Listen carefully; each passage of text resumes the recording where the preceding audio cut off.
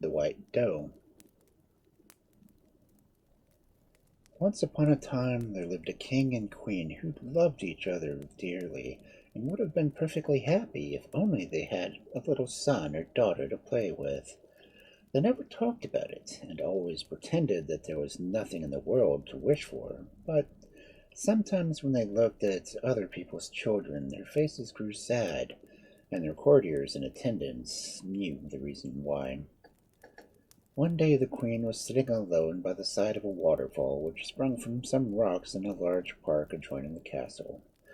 She was feeling more than usually miserable, and had sent away her ladies so that no one might witness her grief.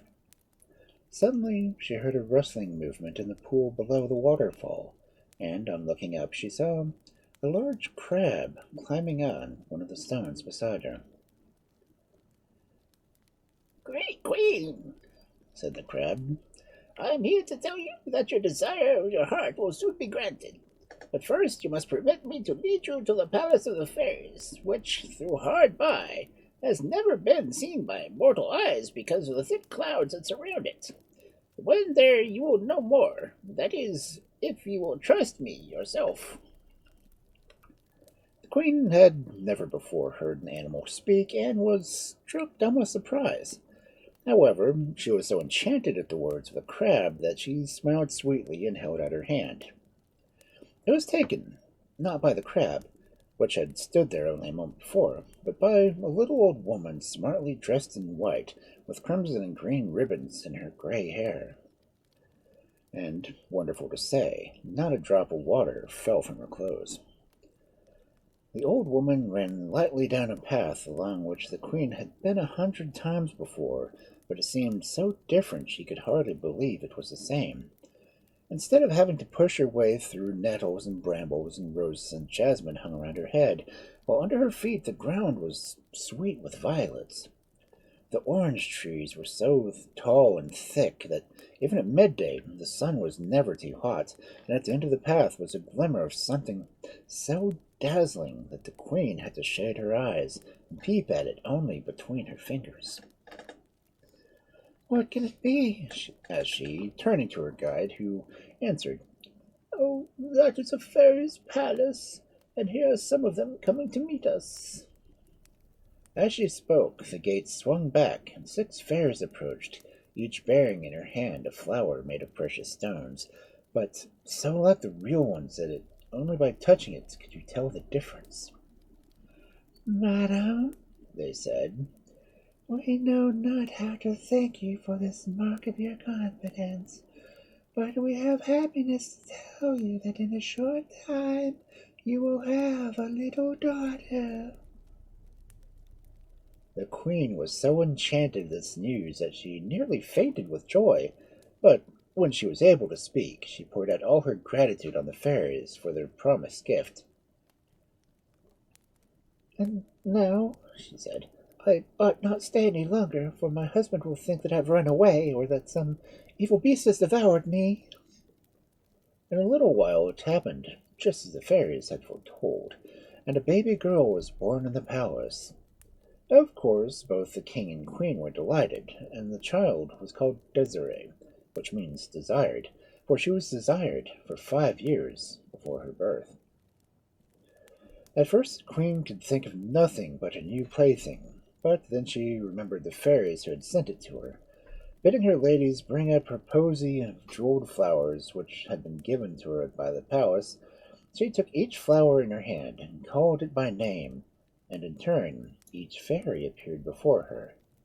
But, as often happens, the one for whom she owed the most, the crab fairy, was forgotten, and by this, as in the case of other babies you have read about, much mischief was brought. However, for the moment all was gaiety in the palace, and everybody ran round inside and watched the fairy carriages, for no two were alike. One had a car of ebony drawn by white pigeons, another was laying back in her ivory chariot driving 10 black crows, while the rest had chosen rare woods and many-colored seashells and scarlet and blue macaws, long-tailed peacocks, and green lovebirds for horses. These carriages were only used on the occasion of state, for when they went to war, flying dragons and fiery serpents, lions or leopards, they took place of the beautiful birds. The fairies entered the queen's chamber, followed by little dwarfs who carried their presents and looked much prouder than their mistresses. One by one, their burdens were placed and spread upon the ground, and no one had ever seen such lovely things. Everything that a baby could possibly wear or play with was there, and besides, they had other and more precious gifts to give her, which only children who have fairies for godmothers can ever hope to possess. They were all gathered around a heap of pink cushions on which the baby lay asleep, when a shadow seemed to fall between them and the sun, while a cold wind blew through the room. Everybody looked up, and there was the crab fairy, who had grown as tall as the ceiling in her anger. So, I am forgotten, cried she, in a voice that was so loud that the queen trembled when she heard it.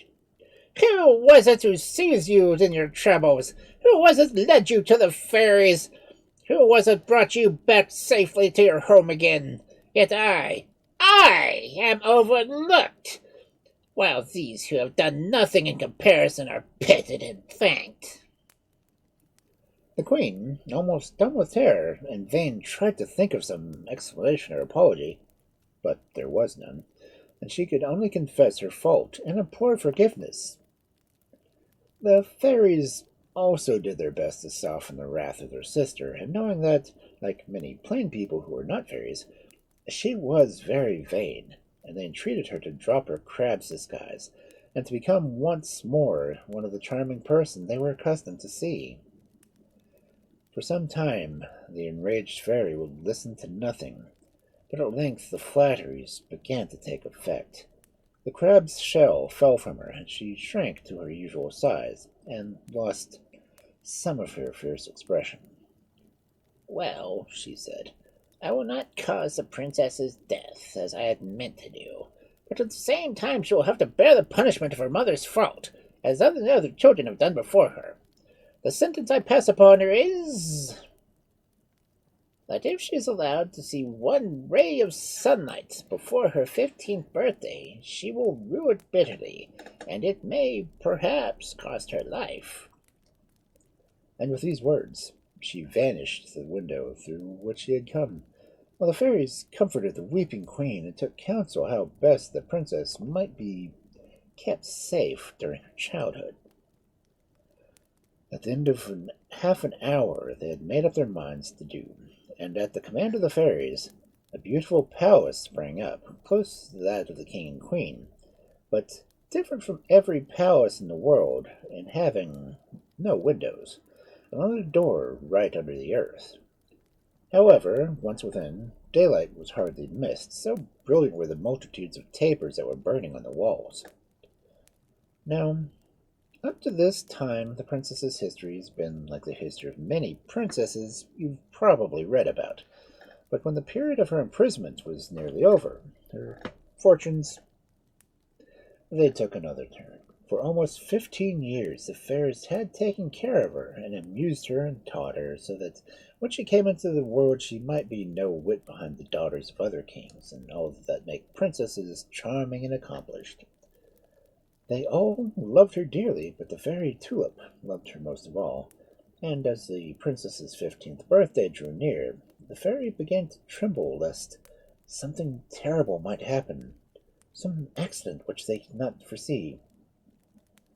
Do not let her out of your sight, said Tulip to the queen, and meanwhile let her portrait be painted and carried to neighboring courts, as in custom, that other kings may see how far her beauty exceeds that of every other princess, and that they may demand her in marriage for their sons. And so it was done, and as the fairy had prophesied, all the young princes fell in love with the picture, but the last one to whom it was shown could think of nothing else, and refused to let it be removed from his chamber, where he spent most of the day gazing at it. The king, his father, was much surprised at the change which had overcome his son, who generally passed all the time in hunting or hawking, and his anxiety was increased by a conversation he overheard between two of his couriers that they feared the prince must be going out of his mind, so moody he had become. Without losing a moment, the king went to visit his son, and no sooner had he entered the room than the young man flung himself at his father's feet. "You have betrothed me already to the bride I can never love," cried he. "But if you will not consent to break off the match, and ask for the hand of the Princess Desiree, I shall die of misery, thankful to be alive no longer." These words much displeased the king, who felt that, in breaking off the marriage already arranged, he would almost certainly be bringing on his subjects to a long and bloody war. So, without answering, he turned away, hoping that a few days might bring his son to reason. But the prince's condition grew rapidly so much worse that the king, in despair, promised to send an embassy at once to Desiree's father. This news cured the young man in an instant of all his ills, and he began to plan out every detail of dress and of horses and carriages, which must be as splendid as any train in the envoy, whose name was Becca's.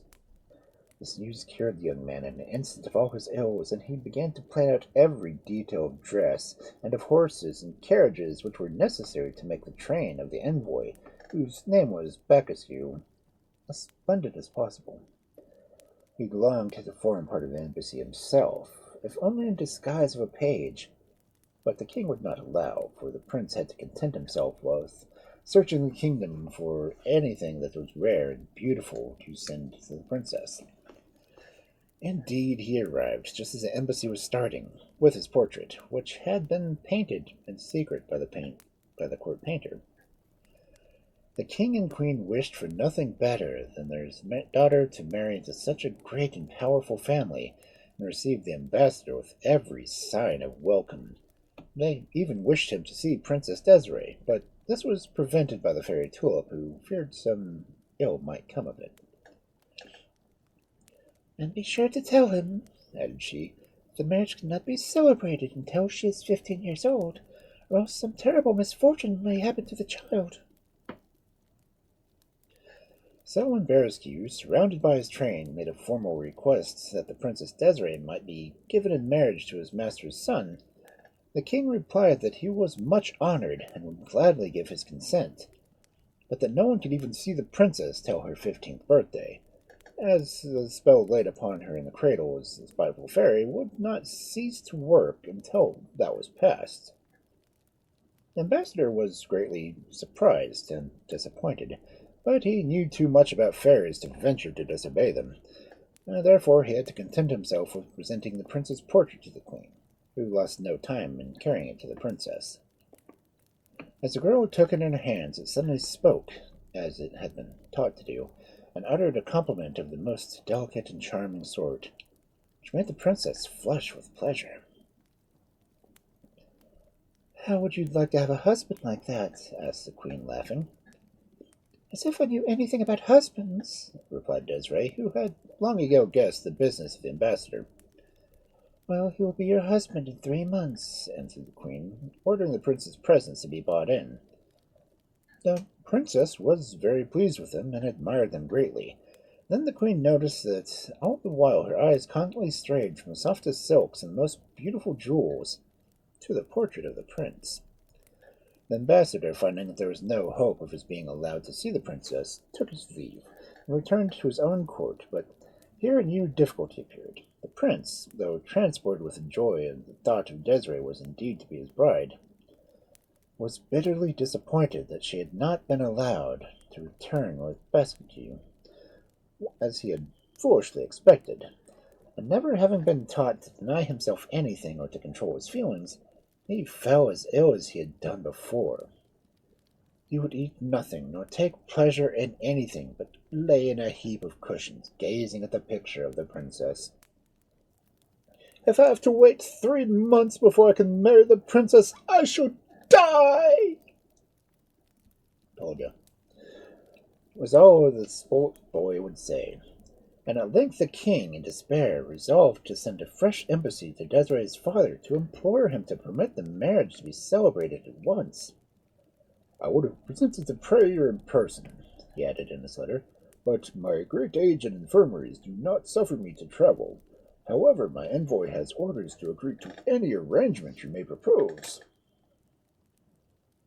On his arrival to the palace, Bekescu pleaded his young master's cause as fervently as the king, his father, would have done, and entreated that the princess might be consulted in the matter. The queen hastened to the marble tower and told her daughter the sad state of the prince. Desiree sank down fainting at the news, but soon came to herself again, and set about inventing a plan which would enable her to go to the prince without risking the doom pronounced over her by the wicked fairy. I see, she exclaimed joyfully at last.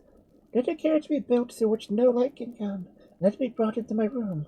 I will then get into it, and we can travel swiftly during the night and before dawn at the palace of the prince. Once there, I can remain in some underground chamber where no light can come. Oh, how clever you are! Cried the queen, clasping her in her arms as she hurried away to tell the king.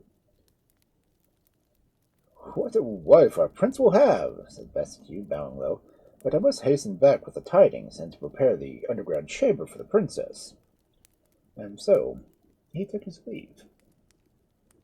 In a few days the carriage commanded by the princess was ready. It was of green velvet, scattered over with large golden thistles, and lined inside with silver brocade embroidered with pink roses. It had no windows, of course, and the fairy tulip, whose counsel had been asked, had managed to light up with the soft glow that came from no one knew where. It was carried straight into the great hall of the tower, and the princess stepped into it, followed by her faithful maid of honor, Elegantine, and her lady-in-waiting, Cersei, who had also fallen in love with the prince's portrait and was bitterly jealous of her mistress. The fourth place in the carriage was filled by Saraset's mother, who had been sent by the queen to look after the three young people. Now, the Fairy of the Fountain was the godmother of Princess Nera, to whom the prince had been betrothed before the picture of Desiree made him faithless. She was very angry at the slight put upon her godchild, and from that moment kept a careful watch over the princess. In this journey she saw her chance, as it was she who, invisible, sat by Saraset, and put the bad thoughts into the minds of both her and her mother. The way to the city where the prince lived ran for the most part through a thick forest, and every night when there was no moon, not a single star could be seen through the trees. The guards who traveled with the princess opened the carriage to give it an airing. This went on for several days, till only 12 hours' journey lay between them and the palace.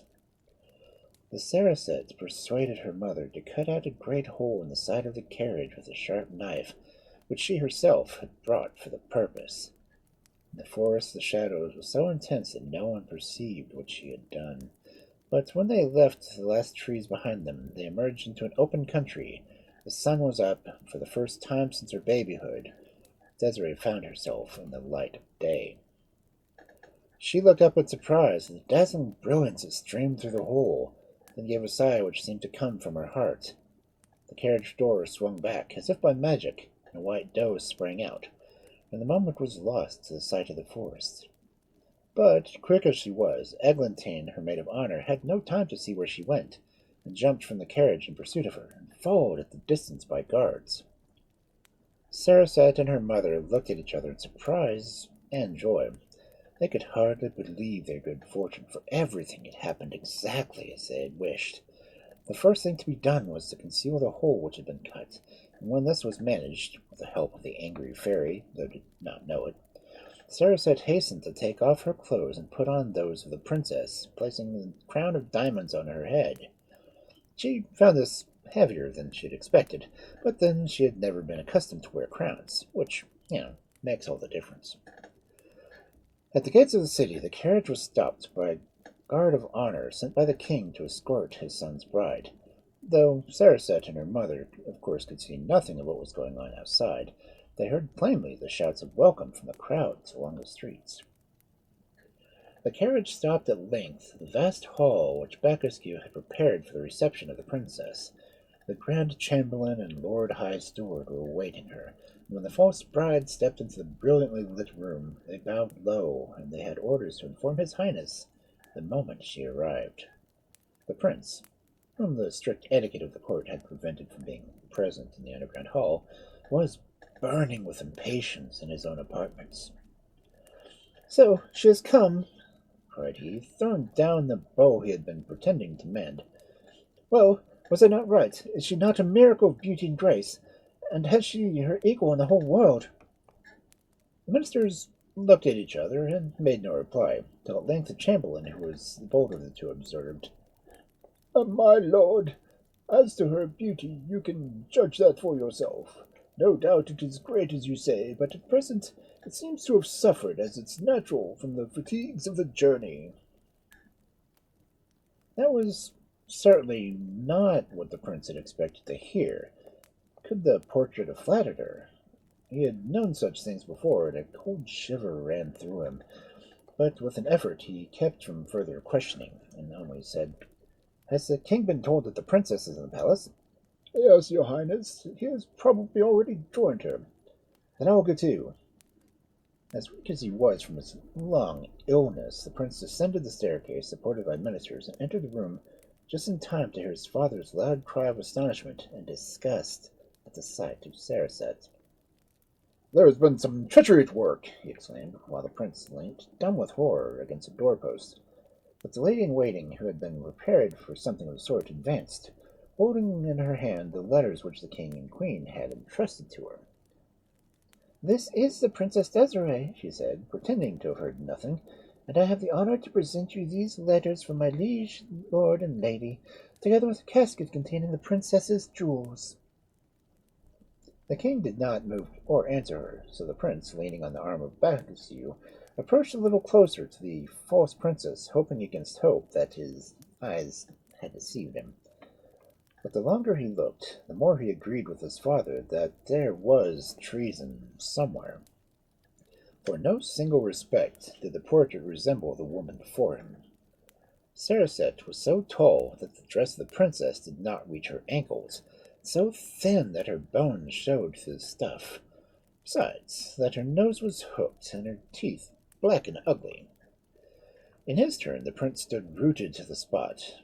At last he spoke, and his words were addressed to his father, and not to the bride who had come so far to marry him. "We have been deceived," he said, "and it will cost me my life."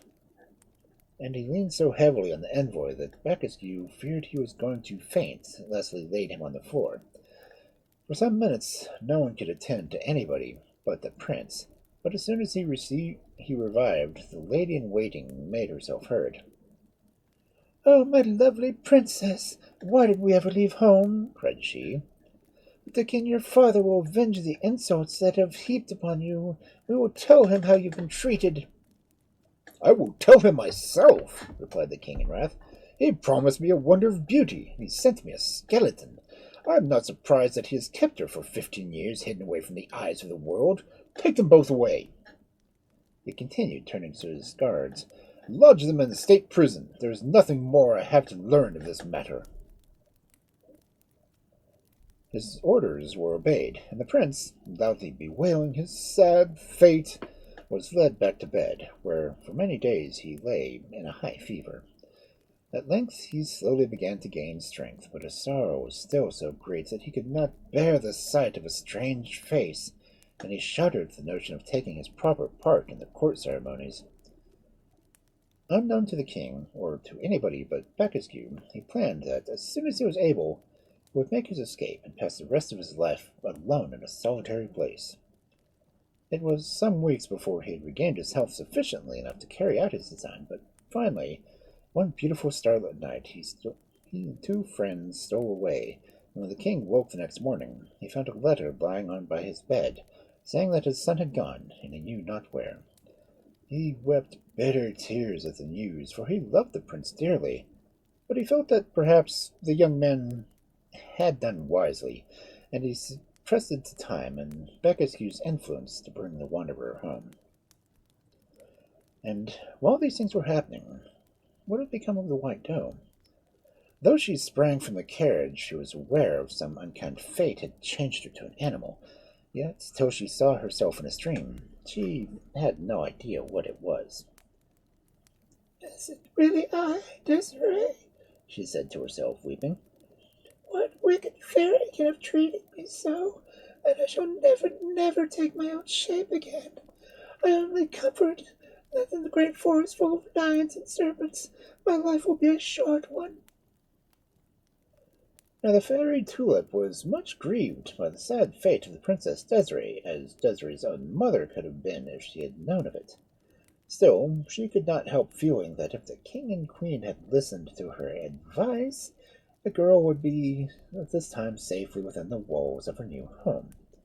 However, she loved Desiree too much to let her suffer more than she could have helped, and it was she who guided Eglantine to the place where the white doe was standing, cropping the grass, which was her dinner.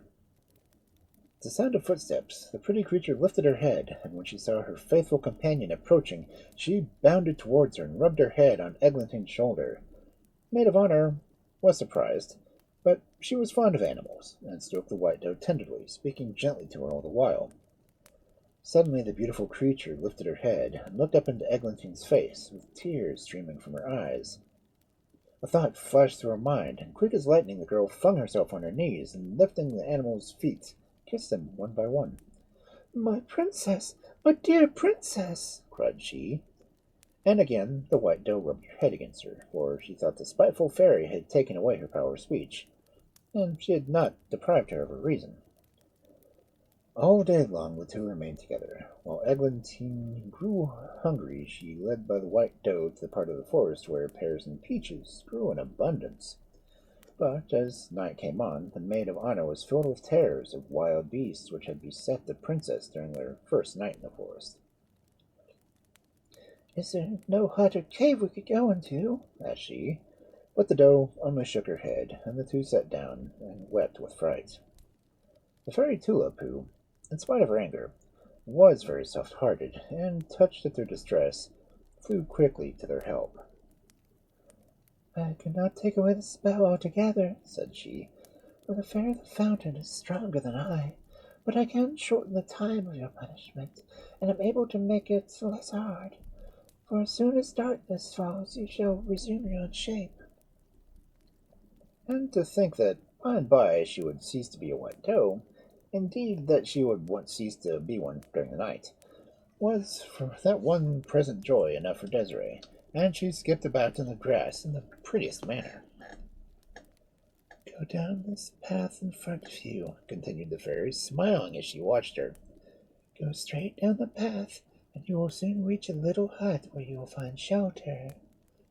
And with these words she vanished, leaving her hearers happier than they had ever thought they could be. An old woman was standing at the door of the hut when Eglantine drew near, with the white doe trotting beside her. Good evening, she said. Could you give me a night's lodging for myself and my doe? Certainly I can, replied the old woman, and she led them into a room with two little white beds, so clean and comfortable that it made you sleepy even to look at them. The door had hardly closed behind the old woman when the sun sank behind the horizon, and Desiree became a girl again. Oh, Eglantine, what should I have done if you had not followed me? Cried she, and she flung herself into her friend's arms in a transport of delight. Early in the morning, Eglantine was awakened by the sound of someone scratching at the door, and on opening her eyes she saw the white doe struggling to get out. The little creature looked up and into her face and nodded her head as the maid of honor unfastened her latch, and she bounded away into the woods, and was lost to sight in a moment. Meanwhile, the prince and Becaskew were wandering through the wood, until at last the prince grew tired, and then he lay under a tree and told Becaskew that he had better go in search of food, or for some place they could sleep. Becaskew had not gone very far when on a turn of the path, brought him face to face with the old woman who was feeding her doves before her cottage. "Could you give me some milk and fruit?" he asked. "I'm very hungry myself, and besides, I've left a friend behind me who is still weak from illness." Certainly I can, answered the old woman. But come and sit down in my kitchen while I catch the goat and milk it. Brackenstew was glad enough to do as he was bid, and in a few minutes the old woman returned with a basket brimming over with oranges and grapes. If your friend has been ill, he should not pass the night in the forest, said she.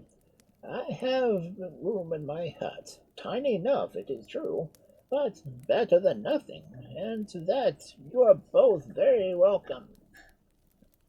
Brackenstew thanked her warmly, and as by this time it was almost sunset, he set out to fetch the prince. It was while he was absent that Eglantine and the white doe entered the hut, and having, of course, no idea that the very next room was a man whose childish impatience had been the cause of all the trouble. In spite of his fatigue, the prince slept badly, and directly as it was light he rose. Bidding Becasgue remain where he was, he wished to be alone. He strolled out into the forest. He walked on slowly, just as his fancy led him, till suddenly he came into a wide open space, and in the middle was a white doe, quietly eating her breakfast. She bounded off at the sight of a man, but not before the prince, who had fastened on his bow without thinking, had let several arrows fly, which the fairy Tulip took care that none should harm her. But quickly she ran. She soon felt her strength failing her, for 15 years of life in a tower had not taught her how to exercise her limbs. Luckily, the prince was too weak to follow her far, and a turn of the path brought her close to the hut, where Eglantine was waiting her. Panting for breath, she entered her room and flung herself down on the floor. When it was dark again, she was once more Princess Desiree, and she told Eglantine what had befallen her. I feared the fear of the fountain and the cruel beasts, she said, but somehow I never thought of the dangers that I ran from men. I did not know how it would save me. You must stay quietly till the time of your punishment is over, answered Eglantine. But when the morning dawned and the girl turned into a doe, the longing for the forest came over her, and she sprang away as before. As soon as the prince was awake, he hastened to the place where, only the day before, he had seen the white doe feeding. But of course, she had taken care to go the opposite direction. Much disappointed, he tried one green path and then another, and at last, wearied with walking, threw himself down and went fast asleep. Just at this moment, the white doe sprang out of a thicket near by, and started back, trembling when she beheld her enemy lying there. Yet, instead of turning to fly, something bade her to go and look at him unseen.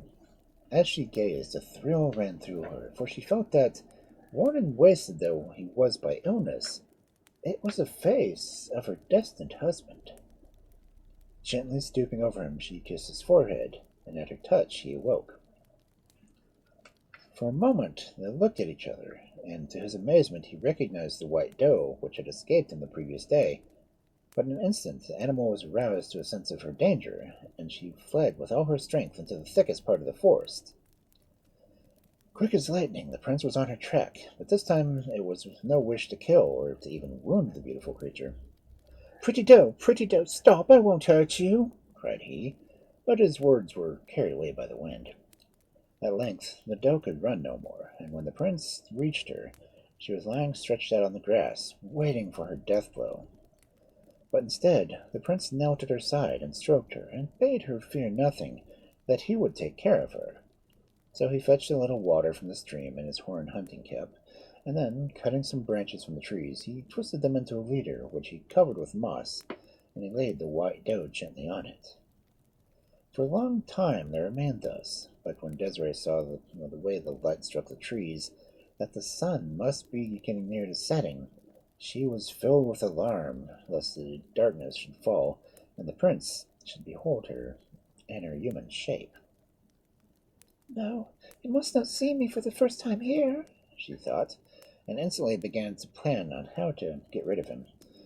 Then she opened her mouth and let her tongue hang out, as if she were dying of thirst, and the prince, as she expected, hastened to the stream to get her more water. When he returned, the white doe was gone. That night Desiree confessed to Eglantine that her pursuer was no other than the prince, and that far from flattering him, the portrait had never done him justice.